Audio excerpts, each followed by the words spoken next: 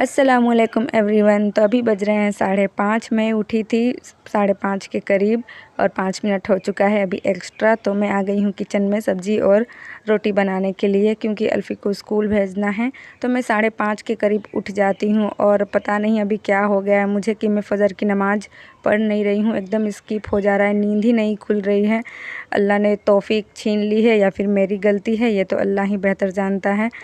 तो फ़िलहाल तो मैं आ गई हूँ किचन में। तो सबसे पहले मैंने बैगन और आलू को कट कर लिया था। नीचे बैठ के मैं किचन में ही कट करती हूँ सब्ज़ी। और उसके बाद मैंने प्याज मिर्ची को फ्राई कर लिया था और बैगन आलू डाल दिया था। और उसके बाद जो पाउडर वाले मसाले हैं, जीरा, धनिया, लाल मिर्च, हल्दी पाउडर, ये डाल दिया है मैंने। अगर आपको सब्ज़ी बनानी है तो यहीं पे आप अदरक लहसुन का पेस्ट डाल दें। जब आपने बैगन डाला था उस टाइम अदरक लहसुन का पेस्ट डाल दें और उसको भुनने के बाद आप सूखे मसाले डाल दें। फिर मैंने यहाँ पे टेस्ट के अकॉर्डिंग नमक डाल दिया है और उसको भुनने के बाद मैंने पानी डाला था। तो वीडियो लंबी ना हो जाए इसलिए मैंने वो सीन नहीं दिखाया। इसके बाद मैंने पानी ज़्यादा नहीं डालते हैं, 1 से 1.5 कप डालते हैं, जिस कप से हम लोग चाय पीते हैं ना, बस। मतलब सब्ज़ी पूरी डूब जाए, हल्की हल्की, पूरी ना, मतलब हल्का हल्का डूब जाए, उस तरह से पानी डालते हैं। और जिसे कुकर में बनाना आता है वो जान ही रहा होगा कि किस तरह से बनाते हैं कुकर में सब्ज़ी। तो साथ ही साथ मैंने करेले को भी मतलब कट कर लिया था। और मेरे घर पे जो करेला बनता है उसमें से हम लोग बीज निकाल देते हैं। तो यहाँ पे मैंने कढ़ाई रख दी है और इसमें तेल डाल दूँगी मैं करीब, जिससे मैं डाल रही हूँ उससे 3 बार मैं डालती हूँ और इतना काफ़ी हो जाता है करेले की सब्ज़ी के लिए। तो जब तेल गरम हो जाएगा तो मैंने यहाँ पे डाल दिया है करेला और इसको अच्छे से कर लूँगी मिक्स। और इसको लो फ्लेम पे, कभी लो पे, कभी हाई पे, कभी मीडियम पे, इस तरह से करके बीच बीच में इसको चलाती रहती हूँ और ढक करके पकाती हूँ। और बैगन आलू की सब्ज़ी के लिए मैंने कुकर बंद करके 1 सीटी लगाया था और लो फ्लेम पे इसको 2-3 मिनट रखा था और बस सब्ज़ी रेडी हो जाती है। अगर पानी ज़्यादा हो जाता है तो आप इसे हाई फ्लेम पे सुखा सकते हैं। और 3 प्याज मैंने ले लिया है करेले की भुजिया के लिए। और यहाँ पे अब टाइम हो चुका था कि अल्फ़ी के बाल बना दूँ मैं, तो मैंने यहाँ पे इसके बाल बना दिए। फिर इसके बाद मैं इसका है ना टिफ़िन पैक करूँगी। और कोई काम मैं नहीं करती हूँ अल्फ़ी का, बस सुबह सुबह बाल ही बनाने वाला काम मेरा रहता है। तो मैं आ गई हूँ फिर से किचन में। तो अल्फ़ी नाश्ता करके नहीं जाती है, मैं उसे बहुत समझाती हूँ कि चाय पराठा या फिर रोटी सब्ज़ी या पराठा सब्ज़ी खा ले, लेकिन वो खा कर के नहीं जाती है। और सुबह सुबह बच्चों को दूध नहीं देना चाहिए, तो दूध और चाय भी नहीं देना चाहिए, लेकिन कोई ऑप्शन नहीं रहता है मेरे पास। तो दूध तो वो वैसे भी नहीं पीती है। तो सब्ज़ी को मैंने पहले ही प्लेट आउट कर दिया था कि जिससे है ना सब्ज़ी ठंडी हो जाए, क्योंकि प्लास्टिक का टिफ़िन है तो प्लास्टिक वाली चीज़ों में गरम गरम चीज़ें नहीं रखी जाती हैं। तो इसलिए मैंने पहले ही सब्ज़ी को ठंडा कर लिया था और पराठा भी ठंडा हो चुका था, तो मैंने उसका टिफ़िन कर दिया है पैक। और इसके बाद में मेरा जो भुजिया है करेले का, उसको भी मैं बीच बीच में देखती रहूँगी और साथ में रोटी भी बनाऊँगी। और यहाँ पे प्याज कट करके मैंने 3 प्याज लिया था, मैंने तीनों प्याज कट करके डाल दिया है और यहाँ पे नमक भी डाल दिया है मैंने। बस वही प्रोसेस है, इसको ढक करके बीच बीच में आप हाई फ्लेम करें, लो फ्लेम करें, मीडियम करें, इस तरह से उसको है ना जब तक वो लाल ना हो जाए प्याज और करेला बनाते रहेंगे। तो अब यहाँ पे अल्फ़ी जा चुकी है स्कूल, मैं बना रही हूँ किचन में रोटी। अल्फ़ी जब स्कूल गई तो मैंने वीडियो शूट नहीं किया, क्योंकि अब गर्मी का मौसम है, फिर वीडियो शूट करने जाऊँगी तो किचन में सब ढक कर के जाना पड़ेगा, तो इसलिए मैं नहीं गई शूट करने के लिए। तो वो जा चुकी है और मेरा भी काम कंप्लीट हो चुका है। देखिए इस तरह से भुजिया मेरा करेले का रेडी है। हम लोग इसमें कोई पाउडर वाले मसाले नहीं डालते हैं, बस नमक, करेला और प्याज। और ये वीडियो जो मैंने पिछला वीडियो डाला था उसकी नेक्स्ट सुबह का है। तो मैंने उस दिन बताया था रात को कि जो डिनर सेट है उसे रखना है, तो मैं रात को नहीं रख पाई थी, काफ़ी लेट हो गया था मुझे। तो नेक्स्ट डे आज मैं उसको रख दूँगी। और किचन में काम करने के बाद मुझे दिख जाती है गंदगी, तो मैं हाथों हाथ ही उसे थोड़ा बहुत क्लीन कर लेती हूँ, कि जिससे कि बर्डन ना पड़े मेरे ऊपर, तो फिर है ना एक हेडेक हो जाता है, और इसलिए मैं हाथों हाथ ही क्लीन कर लेती हूँ। तो मैंने उस दिन इडली का जो बैटर बनाया था, और यहाँ पे अभी है ना जो किचन क्लॉथ होते हैं, मैंने उसे गर्म पानी और सरफ़ के घोल में भिगो दिया है। और जब मैं दोपहर में नहाने जाऊँगी तो उस टाइम में इसको, कपड़े धोते टाइम ही इसको धो लूँगी। और अब नाश्ते का टाइम सब ख़त्म हो चुका है और ये दोपहर का टाइम है, जब दोपहर का खाना वाना भी हो चुका है, नमाज़ भी हो चुकी है।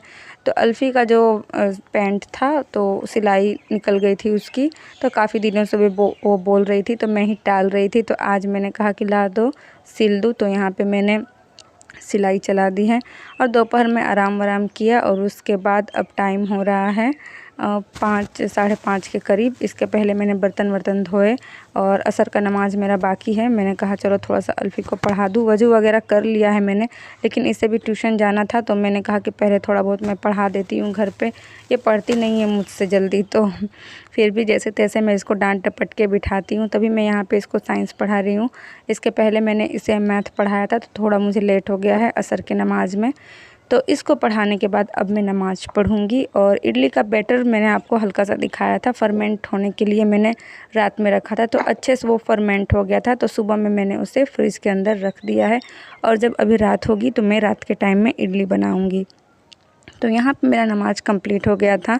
तो नमाज़ जैसे ही कंप्लीट होता है अल्फेज़ मेरे पास आ जाता है, तभी वो आके मेरी गोद में लेट गया है। मैं तस्बीह गिन लूँगी और दुआ पढ़ लूँगी। और नमाज़ से याद आया, यहाँ पे मैं अभी स्क्रीन पे आपको एक क्लिप दिखाऊँगी।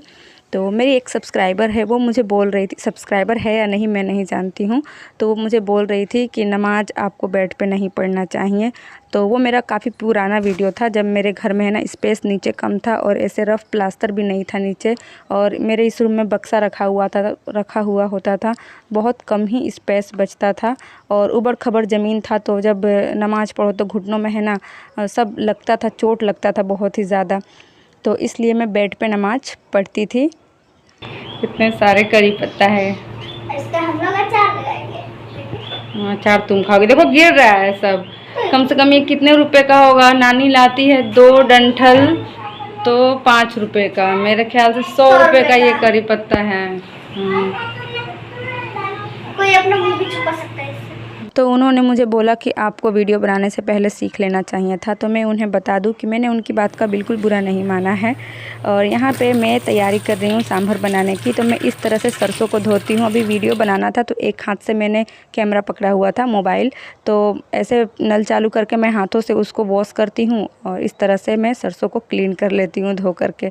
और ये मेरे हस्बैंड लेकर आए हैं हॉकिंस का जो इडली स्टैंड होता है, वो लेकर आए हैं। इसका है ना कुकर नहीं लाए हैं और उसके साथ लाइटर भी लाए हैं। अलग अलग ख़रीदा है, साथ में नहीं मिला है, क्योंकि मेरा लाइटर भी ख़राब हो रखा था, इसलिए लाइटर भी लेकर आ गए। तो यहाँ पे सबसे पहले मैंने तेल डाल दिया है और इसके बाद थोड़ा सा मैं आप लोग को दिखा दूँ। और मैं काफ़ी ज़्यादा एक्साइटेड थी इडली के स्टैंड को देख करके। लाइफ में फ़र्स्ट टाइम मैंने अपने हाथों में इडली का स्टैंड लिया है। ऐसे तो मैंने यूट्यूब पे हर जगह इंसान देखता ही रहता है, लेकिन जब कोई चीज़ जब तक छू ना लो, देख ना लो, तो तसल्ली नहीं होती ना। तो काफ़ी हम लोग एक्साइटेड थे इडली बनाने के लिए। तो आज मैं बनाऊंगी इडली और उसके लिए सबसे पहले मैंने सांभर का तैयारी है वो कर लिया है। तो प्याज और टमाटर सब कट कर लिया था। तो सरसों और जीरे का छोंक जो होता है और कढ़ी पत्ते का, वो सब मैंने दे दिया था। और उसके बाद मैंने प्याज डाल दिया था। प्याज हल्का सा ट्रांसलूसेंट हुआ था। उसी के बाद मैंने यहाँ पे टमाटर डाल दिया है और थोड़ा सा नमक डाल दूँगी। और मैंने दाल को पहले ही बॉईल कर लिया था। अरहर की दाल का इडली मतलब सांभर बनाते हैं। तो यहाँ पे पानी इतना ही डालेंगे कि वो इडली के स्टैंड को टच ना करें। तो फिर सबसे पहले आप लोग को पता ही होगा, जो इडली बनाते हैं, जो इडली मोल्ड होता है उसे ग्रीस कर लेना होता है ऑयल से, घी से, जिससे भी आपको सही लगे। जिससे भी नहीं, शायद घी और क्या बोलते हैं, रिफाइंड ऑयल से ही ग्रीस करना होता है। तो अल्फ़ी यहाँ पे वीडियो शूट कर रही है और बीच बीच में मोबाइल फ़ोन लेके चली जा रही है, इसीलिए है ना पूरा प्रॉपर वीडियो स्टैंड लगा के मैं नहीं बनाई हूँ। तो यहाँ पे मैंने नमक डाल दिया है और नमक डालने के बाद मैं इसे अच्छे से कर दूँगी मिक्स। और मिक्स करने के बाद थोड़ा थोड़ा बैटर लेकर के इडली स्टैंड में डाल दूँ। वैसे तो इडली का फर्मेंटेशन काफ़ी अच्छा हुआ था। मैंने रात के करीब 8 बजे रखा था इसको पीस करके और नेक्स्ट डे 7 बजे इसे मैंने फ्रिज में रख दिया था। तो करीब 11-12 घंटे बाहर था मेरा इडली और गर्मी भी अच्छी खासी थी। तो फर्मेंटेशन तो अच्छा हुआ था। मैंने इसमें उड़द का दाल 1 कप और 3 कप चावल यूज किया था। और चावल जो रेगुलर हम लोग बनाते हैं वही वाला चावल मैंने इस्तेमाल किया था। और इसको अच्छे से कम मैंने सुबह में डाला था और भिगोने के लिए, और शाम को मैंने पीसा था। तो काफ़ी देर तक मैंने फुलाया था, लेकिन पता नहीं क्यों मेरी जो इडली है फ्लफ़ी नहीं बनी थी, स्पंजी नहीं बनी थी, बहुत एकदम अजीब सा ही बना था यार, अच्छा नहीं बना था, क्या ही बोलूँ मैं आप लोगों को। जितनी एक्साइटेड थी ना उतने ही तेज़ी से नीचे भी गिरी मैं, बहुत उदास हो गई थी मैं। और मेरे हस्बैंड भी है ना काफ़ी सपोर्ट करते हैं, वो कोई भी चीज़ कहो तो ला देते हैं।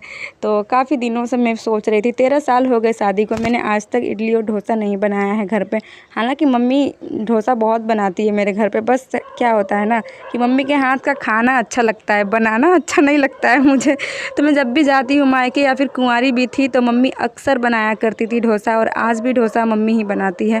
तो इडली तो काफ़ी अच्छा निकला था, दिखने में तो आपको ऐसा लग रहा होगा कि काफ़ी टेस्टी बना है। यार ये कुत्ते क्यों भौंकते, मुझे जब भी वीडियो बनाती हूँ ना तो कुत्ते भौंकने लगते हैं यार।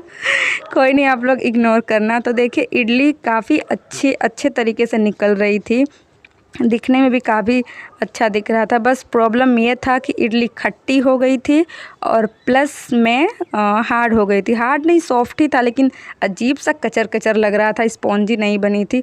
और सांभर थोड़ा मैंने गाढ़ा बनाया था, तो नेक्स्ट डे सांभर बच गया था नेक्स्ट डे के लिए, तो मैंने दूसरे दिन भी इडली बनाई थी। उस दिन मैंने रवा इडली बनाई थी। फाइनल लुक मैं आप लोग को बाद में दिखाऊंगी रवा इडली का। तो ये देखिए नेक्स्ट नाइट है ये। तो रवा इडली बनाई थी, वो इंस्टेंट जिस तरह से मैं उत्तपम बनाती हूँ ना, ठीक वही प्रोसेस होता है इसका, बस बैटर गाढ़ा होता है। तो चलिए उस क्या ही बोलूँ मैं।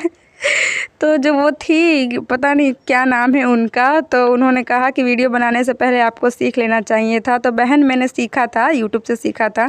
तो उलेमा से मैं जो भी वो होता है ना परेशानी मुझे या फिर मसला होता है तो मैं उनसे जान लेती हूँ यूट्यूब पे। तो उन्होंने कहा था कि बेड पे आप पढ़ सकते हैं नमाज, बशर्ते है ना गद्दा नहीं होना चाहिए यार। फिर किसी वीडियो में बताऊँगी आप लोग को, तब तक के लिए बाय।